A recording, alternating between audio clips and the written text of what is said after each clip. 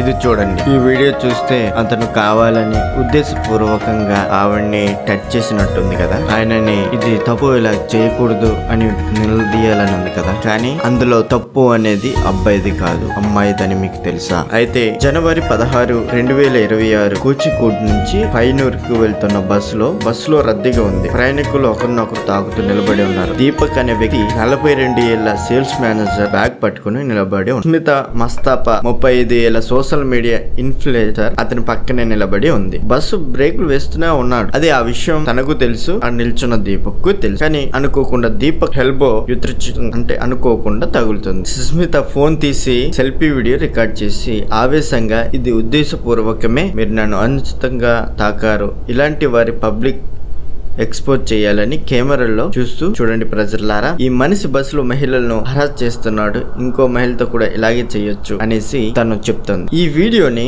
ఎవరైతే ఈ Susmitha video record చేసిందో తను ఇన్స్టాగ్రామ్ లో పోస్ట్ చేస్తుంది. దీపక్ షాక్ అవుతాడు. ఒక్కసారిగా ఇంటికెళ్ళి సైలెంట్ గా ఉండిపోతాడు. దీపక్ ఇంటికి వచ్చి ఫోన్ చెక్ చేసేటప్పటికి వీడియో అప్పటికే 2 మిలియన్స్ వ్యూస్ క్రాస్ చేస్తుంది. కామెంట్స్, ఇలాంటి వారిని శిక్షించాలి, సేమ్ ఆన్ యూ లాంటివి. దీపక్ మోకం వాలిపోతుంది. తన భార్య అడుగుతుంది, ఏమైంది ముఖం ఇలా పెట్టావని అడుగుతుంది. దీపక్ బస్సులో ఒక మహిళ వీడియో తీసి పోస్ట్ చేసింది. నేను తాకినట్టు ఆరోపిస్తుంది, కానీ అది అనుకోకుండా జరిగింది. ఇప్పుడు అందరు నన్ను ట్రోల్ చేస్తున్నారు, నా పిల్లలు ఏమనుకుంటారు, ఆఫీసులో ఏమనుకుంటారు అని భయపడుతూ ఉంటారు. తన భార్య ధైర్యం చెప్పి పోలీసులు చెప్పు, ఇది ఫేక్ అలిగేషన్ అని అంటుంది తన భార్య. దీపక్ ఏదైతే ఇన్స్టాగ్రామ్ వీడియో వైరల్ అయిందో అది చూసాక దీపక్ తినడం మానేశాడు. రాత్రంతా నిద్రపోలేదు. సోషల్ మీడియాలో హేట్ మెసేజ్ పెరిగిపోతున్నాయి. దీపక్ ఒంటరిగా ఉన్నాడని ఫోన్ రింగ్ అవుతుంది. ఫ్రెండ్స్, రిలేటివ్స్ నుంచి కాల్స్ వస్తున్నాయి.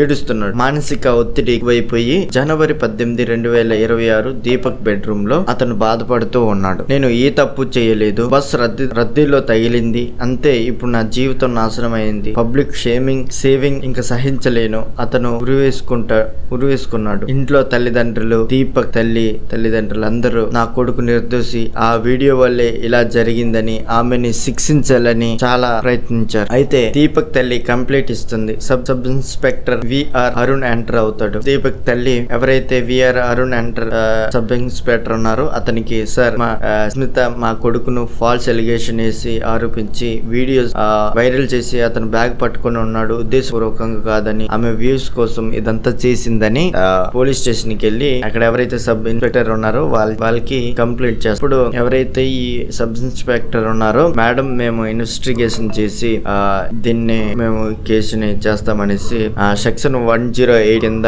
Abetment to suicide case register చేశారు. ఇది నాన్ బెయిలబుల్ కేసు అని వీడియో సోషల్ మీడియా పోస్టులు, బస్ CCTV చెక్ చేస్తామన్నారు. సుస్మిత ఫోన్ మెసేజ్ చూస్తుంది. ఆమె షాక్ అవుతుంది. వీడియో డిలీట్ చేసింది, కానీ లేట్ అవుతుంది. నేను జస్ట్ హరాస్మెంట్ పై అవేర్నెస్ క్రియేట్ చేయాలనుకున్నాను, కానీ ఇలా జరిగిందని నాకు తెలియదు అని సుస్మిత అంటుంది. కానీ పబ్లిక్ రియాక్షన్ మరియు జనవరి 20, 2026 సోషల్ మీడియా మరియు SHRC ఆఫీస్ సోషల్ మీడియా పోస్టులు, జస్టిస్ ఫర్ దీపక్ స్మిత అబస్కాండింగ్, పురుషులు బస్సులోనే స్పాట్ బోర్డులు సీట్లు పట్టుకుని ప్రయాణిస్తున్న ఫోటోలు వైరల్ అవుతున్నాయి. సోషల్ మీడియా ట్రయల్స్ ఆపాలి, ఫాల్స్ అలిగేషన్ లైవ్స్ డిస్టర్బ్ చేయాలి. జ్యుడిషియల్ మెంబర్ కె బైజునాథ్ ఆర్డర్ ఇచ్చాడు. నార్త్ జోన్ DIG కి ఆర్డర్, ఒక వారం లోపు పూర్తి రిపోర్టు సబ్మిట్ చేయాలని, హ్యూమన్ రైట్స్ వయోలేషన్ చెక్ చేయండి, ఫిబ్రవరి 19న రివ్యూ అని చెప్పడం జరిగింది. సుస్మిత హైడింగ్ లో ఉంది. పోలీసులు హంట్ స్టార్ట్ చేసడం జరిగింది. సోషల్ మీడియా బాధ్యత ఉపయోగించండి, public saving life, justice for Deepak. ఇలాంటివి జరగకుండా ఉండాలంటే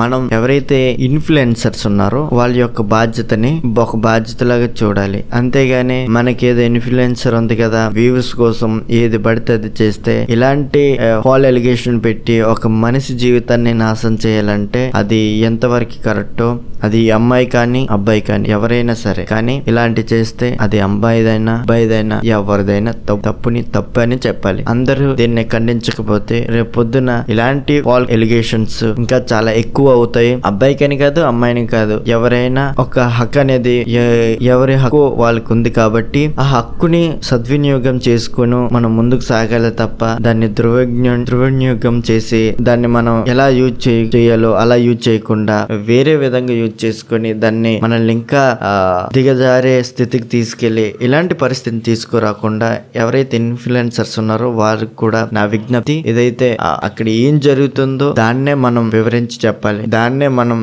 మీరు ఎలా అయితే ఎక్స్ప్లెయిన్ చేయాలనుకుంటున్నారో ఆ విధంగానే ఎక్స్ప్లెయిన్ చేయాలి. అంతేగాని అక్కడ జరిగింది ఒకటైతే మనం ఎక్స్ప్లెయిన్ చేసేది ఒకటైతే రేపు పొద్దున ఇలాంటి కుటుంబాలు ఎన్నో నాశనం అవ్వడానికి కారణం మనమే అవుతాము. కాబట్టి ఇలాంటి చేయకుండా ఉండి మంచిని మంచిగా చెడుని చెడుగా చెప్తూ అవేర్నెస్ ఇవ్వడానికే ఈ ఇన్ఫ్లుయెన్సర్స్ చాలా మంది ఉన్నారు. ఇలాంటి వాళ్ళు కూడా ఉన్నారు, ఇలాంటి చెత్తన కూడా ఉన్నారు. దయచేసి ఫాల్స్ ఎలిగేషన్స్ దయచేసి చేయకండి. ఏదైనా ఉంటే నిజాయితీగా ఏదైనా ఫేస్ టు ఫేస్ అప్పుడే అడిగేవచ్చు కదా, అలా తాగుతున్నప్పుడు ఎందుకు తాగుతున్నావు, ఇది తప్పు కదా, ఇలా చేయడం నీకు ఇది న్యాయం అనిపిస్తుందా అని బస్సులో ఆవిడ ఇక్కడే ఉంది, అడిగే శక్తి ఉంది, ఆవిడ అడగగలదు, నిలదీయగలదు. అలాంటి పరిస్థితిలో ఉన్నప్పటికీ ఎందుకు అడగలేదు? ఆవిడ కావాలనే ఆయన పైన ఎలిగేషన్ వేసి, ఆయన పైన ఫాల్స్ ఎలిగేషన్ వేసి ఆవిడ ఏదో వ్యూస్ కోసం వీడియో తీసి సోషల్ మీడియాలో పెట్టాలనుకుంది. కానీ దానివల్ల ఒక నిండు ప్రాణం, ఒక కుటుంబానికి ఆధారం, ఒక కుటుంబానికి